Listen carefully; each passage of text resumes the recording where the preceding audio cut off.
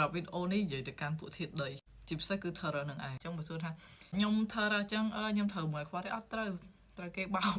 ដោយសារអត្តចរិតយើងមួយចំនួនគឺគេពិបាកទទួលហើយអត្តចរិតរបស់គេក៏យើងពិបាកទទួលវាអញ្ចឹងសម្រាប់ពួកធាតុដីមួយគឺយើងនិយាយពីលុយឋានៈមុខមាត់ការតស៊ូជាមួយនឹងគោលដៅជីវិតរបស់គាត់បើរឿងស្នេហាខ្ញុំសុំធីបចោលគាត់អាចនឹងទុកចោលសិនប៉ុន្តែពួកធាតុដីភាគច្រើន traumatize មកពីពួកធាតុខ្យល់ដូចពិសេស Terror គឺ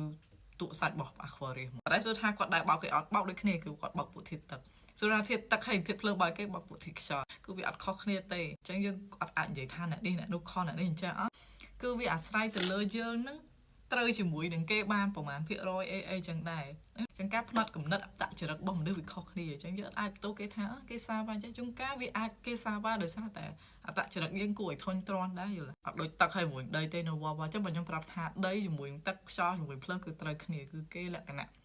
របៀបស្រឡាញ់ផ្នែកកំណត់របៀបការដោះស្រាយរបស់ពួកគេគឺស្តៀងគ្នានឹងឯងអញ្ចឹងយើងអាចបន្ទោសថា